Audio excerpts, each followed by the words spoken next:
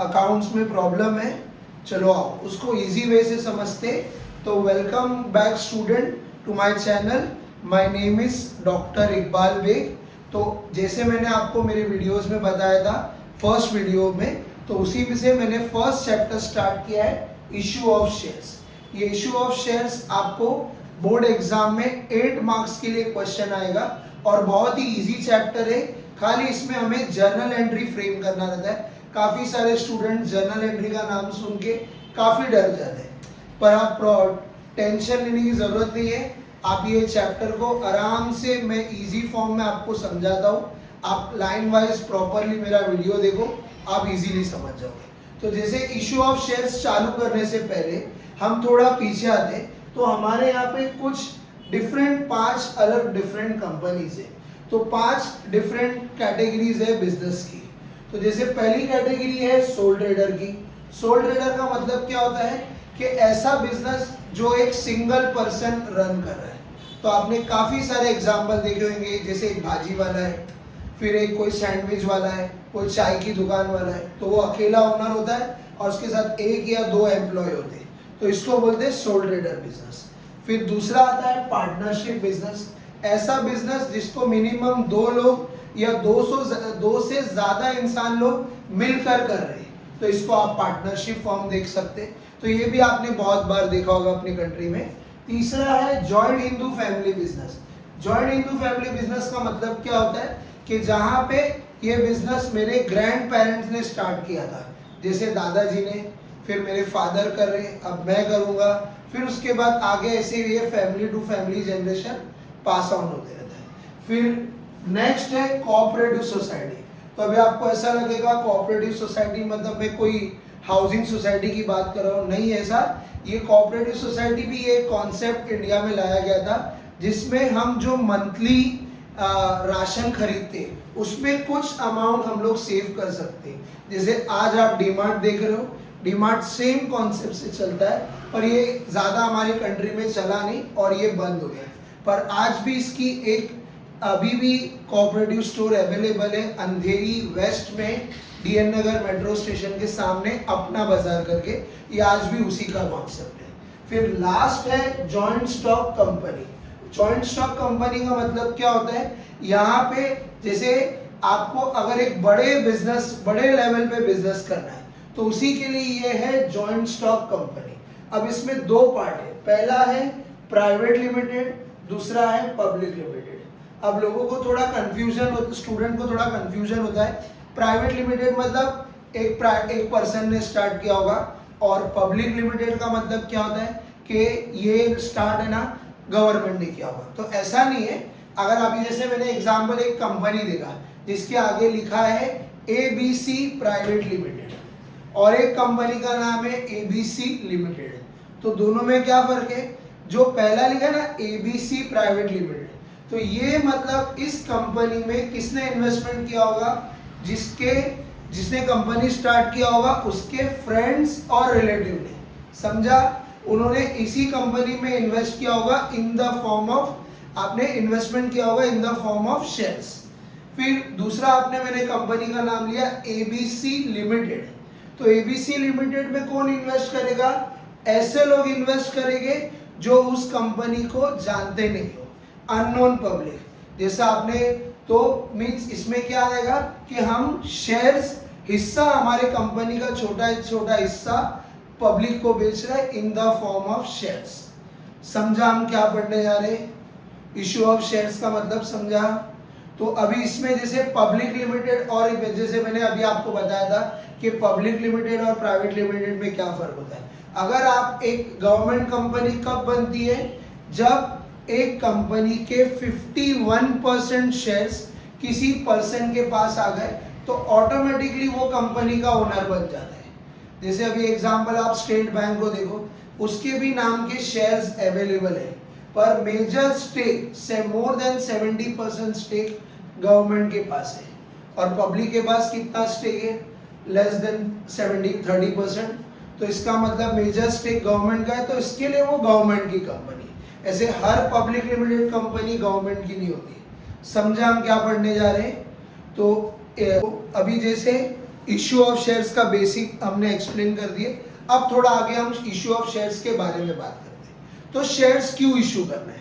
तो जैसे आपने देखा होगा, अभी मैंने आपको बताया इंडिया में 5 कैटेगरी में बिजनेस है। सोल ट्रेडर, एक अकेला पर्सन कितना कैपिटल लाएगा? अगर बैंक से लोन लेगा तो एवरी मंथ लोन का ईएमआई भी तो भरना है और इंटरेस्ट रेट भी इतना ज़्यादा है, तो सोल ट्रेडर इतना पैसा अरेंज नहीं कर पाएगा। पार्टनरशिप फर्म भी जितने पार्टनर्स आएंगे उतना ही कैपिटल आएगा। अगर हमने लोन लिया, अगेन सेम प्रॉब्लम। फिर same joint Hindu family business के साथ होता है। कोऑपरेटिव बिजनेस तो सोसाइटी एक हेल्प करने के लिए स्टार्ट की गई है। तो बेसिकली अगर आपको अपने बिजनेस को एक्सपांड करना है, बड़े लेवल पर लेकर जाना है, तो इसी के लिए हमें शेयर्स इशू करना पड़ता है। तो वो शेयर्स इशू करके हम क्या कर सकते हैं कि लोग हमारे शेयर्स खरीदेंगे छोटे छोटे कैपिटल फॉर्म में। जैसे कि मैं आपको एक एग्जांपल से समझाता हूँ। अगर मुझे मेरा बिजनेस को एक्सपांड करने के लिए पूरे इंडिया में से बिजनेस करना है, तो सपोज मुझे एक्सपांड करने के लिए 5 करोड़ रुपीस चाहिए। एक एग्जांपल से बता रहा हूँ आपको, 5 करोड़ से ज़्यादा ही चाहिए होता है, पर एक एग्जांपल से बता रहा हूँ कि अगर मेरे को 5 करोड़ रुपया चाहिए, तो मैं ये 5 करोड़ रुपया, पहला ऑप्शन, मैं बैंक के पास जाऊंगा, बैंक लोन दे देगी। पर बैंक के लोन का प्रॉब्लम क्या होगा पता है? आज लोन देगी, नेक्स्ट मंथ बैंक खड़े हो जाएगी, सर मेरा हर महीने का ईएमआई। तो अभी बिजनेस मैंने जस्ट लोन लिया है, तो 1 महीने बाद मैं एबल नहीं हो पाऊंगा उनको देने के लिए। और बिजनेस को एक्सपांड करने के बाद थोड़ा टाइम लगता है उससे प्रॉफिट आने के लिए। तो हमारे पास सेकेंड बेस्ट ऑप्शन क्या है कि हम लोन लेने की जगह हम हमारे कंपनी की ओनरशिप छोटे छोटे फॉर्म में पब्लिक को बेच देते हैं in the form of shares. समझा? हम लोग क्यों शेयर्स इशू कर रहे हैं? क्योंकि हमें बिजनेस को एक्सपांड करना है। तो लोन लेने से अच्छा है मैं क्या करूंगा, मैं सब पब्लिक को थोड़ा थोड़ा थोड़ा मेरी ओनरशिप बेचते जाऊंगा। तो जैसे कि एग्जांपल, अगर मेरे को 5 करोड़ रुपीस चाहिए, तो मैं 10 रुपए का एक शेयर लेकर आता हूँ। तो मैं 5 करोड़ को अगर डिवाइड करूंगा 10 रुपए से, तो कितना हो जाएगा? 50 लाख हो जाएगा। तो मेरे को 50 लाख 50 लाख शेयर्स बेचना है और एक एक शेयर से मुझे कितना पैसा लेना है? 10 रुपीस। तो मेरे पास कितना पैसा जमा हो गया? 5 करोड़ रुपीस। तो अब मैं ये लेकर पब्लिक के पास जाऊंगा, तो पब्लिक इजीली अपने फंड अवेलेबिलिटी के हिसाब से मेरे कंपनी में इन्वेस्ट करेगी। कोई मेरी कंपनी के 2 ही शेयर खरीदेगा, कोई 5 खरीदेगा, कोई 10 खरीदेगा, कोई 100 खरीदेगा, कोई 200 खरीदेगा। तो इस तरह से मेरे पास इजीली फंड जमा हो जाएगा और इसी से मैं अपने बिजनेस को ऑल ओवर इंडिया लेवल पे एक्सपांड भी कर सकता हूँ। और जब ये अच्छा चलेगा कंट्री में, तो दूसरी कंट्री में भी इसको इंटरनेशनल लेवल पे भी लेके जा सकता हूँ। तो आपने जैसे देखा बहुत सारी जो बड़ी बड़ी कंपनीज है, तो वो इसी तरह से बिजनेस करती है, क्योंकि बिजनेस में हम अकेले पैसे नहीं इन्वेस्ट कर सकते। तो हम हमारी ओनरशिप क्या कर रहे हैं? छोटे छोटे फॉर्म में हम पब्लिक को दे रहे हैं। समझ गया आपको? तो एक बार मैं इन शॉर्ट आपको समरी बताता हूँ। इश्यू ऑफ शेयर्स का मतलब क्या है? जिसमें हम क्या कर रहे हैं? हमारी कंपनी की ओनरशिप छोटे छोटे पार्ट में पब्लिक को बेच रहे हैं। जैसे आपने 11th स्टैंडर्ड में कैपिटल का मीनिंग पढ़ा होगा, a small unit of capital, एक छोटा यूनिट। जैसे अभी मैंने 5 करोड़ आपको एक एग्जांपल में मैंने बताया था कि 5 करोड़ रुपीस चाहिए, तो मैं 5 करोड़ को मैंने डिवाइड कर दिया 10 रुपए से कि 10 रुपए का एक शेयर ले लो। तो देखो 5 करोड़ एक पर्सन तो नहीं दे सकता है, हाँ, पर 10 रुपया करके 10 रुपीस का एक शेयर जरूर खरीद सकते हैं। और सबको पता है कि आज अगर मैं इस कंपनी में इन्वेस्टमेंट करूंगा तो फ्यूचर में खुद ब खुद मेरे शेयर्स का प्राइस बढ़ता रहेगा। समझ गया? तो अब इस चैप्टर में हमने क्या करना है? जर्नल एंट्री लिखना है। तो अब जर्नल एंट्री लिखने के टाइम पे ना स्टूडेंट बहुत टेंशन में आ जाते हैं, अरे यार जर्नल एंट्री तो याद ही नहीं होती है, तो मेरे को लिखना ही नहीं, छोड़िए 8 मार्क का चैप्टर स्किप। पर ऐसे करने की जरूरत नहीं है। मैं आपको इजी वे में एक एक एंट्रीज एक्सप्लेन करते जाता हूँ। आप अपने नोटबुक में नोट डाउन करो, फिर मैं आपको एक एक एंट्री एक्सप्लेन भी कर दूंगा और नीचे मैं एक डॉक्यूमेंट भी मेरे यूट्यूब लिंक के नीचे शेयर कर दूंगा, जिसमें आपको पूरी एंट्रीज भी मिल जाएगी अगर आपने अभी लिखा नहीं है तो। ठीक है गाइस?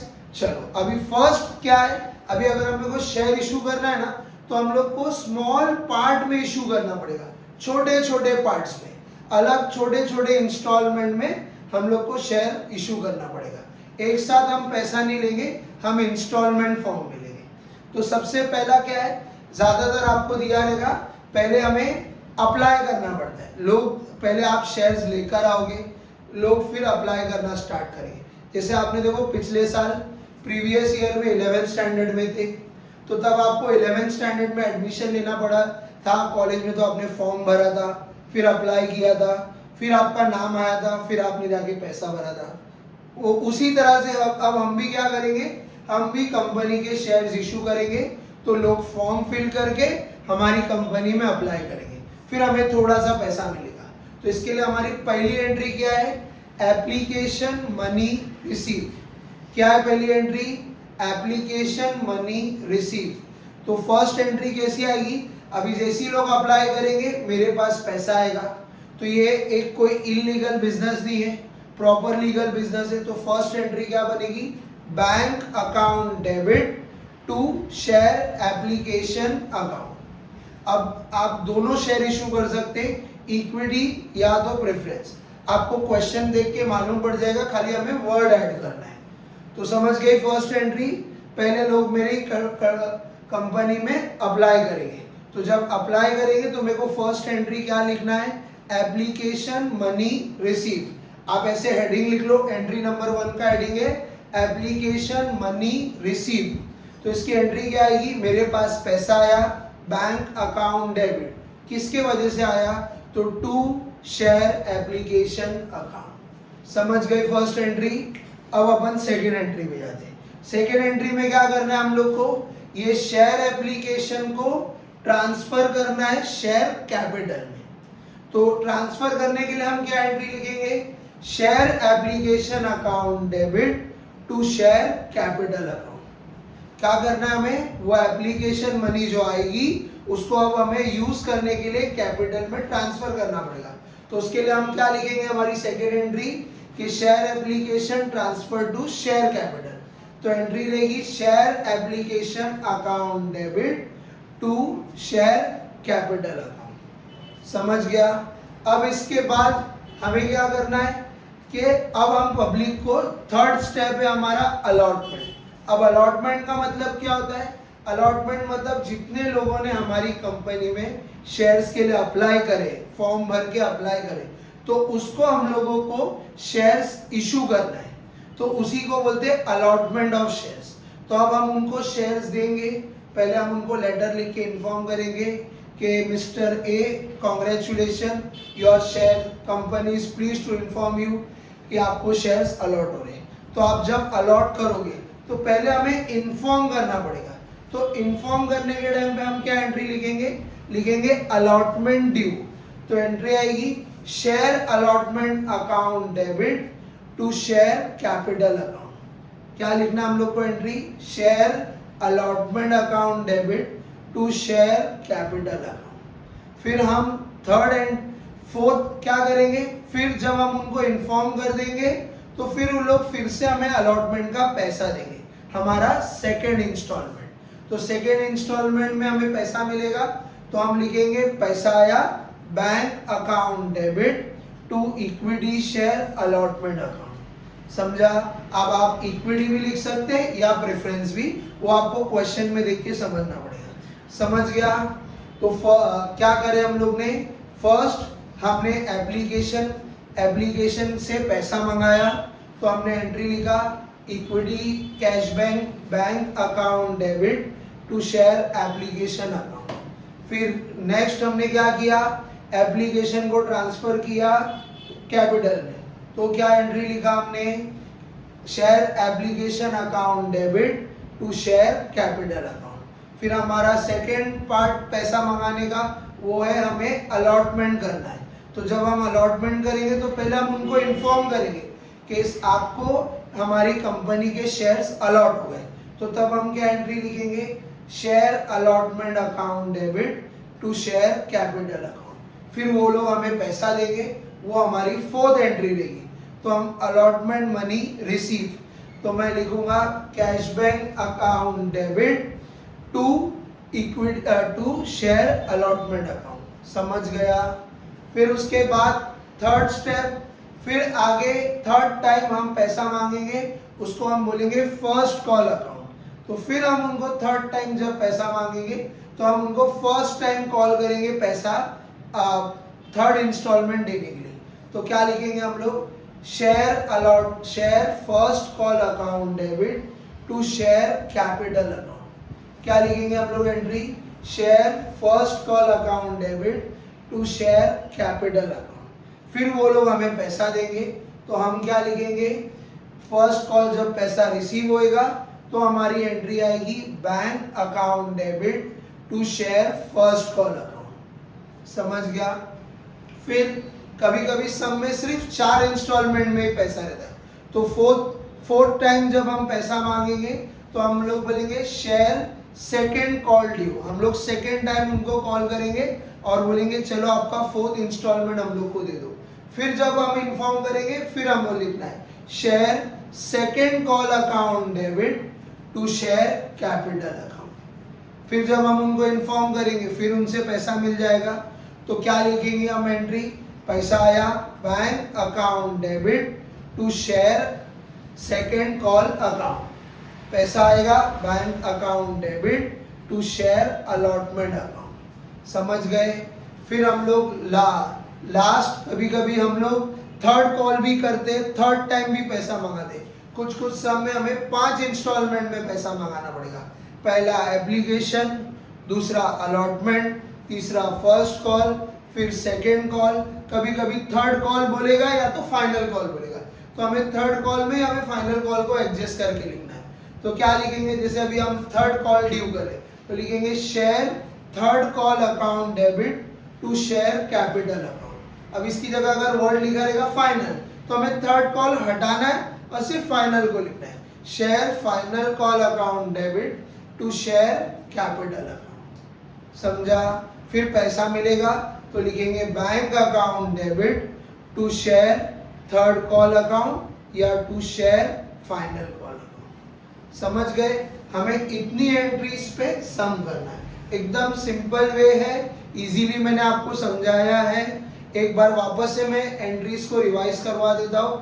फर्स्ट एंट्री हमारी क्या थी, एप्लीकेशन मनी रिसीव। एप्लीकेशन से पैसा आएगा तो पैसा आता है तो हम लोग लिखेंगे बैंक अकाउंट डेबिट, किसने दिया, टू शेयर एप्लीकेशन अकाउंट। फिर इसी से हम क्या करेंगे, एप्लीकेशन को ट्रांसफर करेंगे कैपिटल में, तो सेकेंड एंट्री आएगी share application account debit to share capital account. फिर हम सेकेंड टाइम पैसा मांगेंगे, उसको बोलेंगे अलॉटमेंट ड्यू।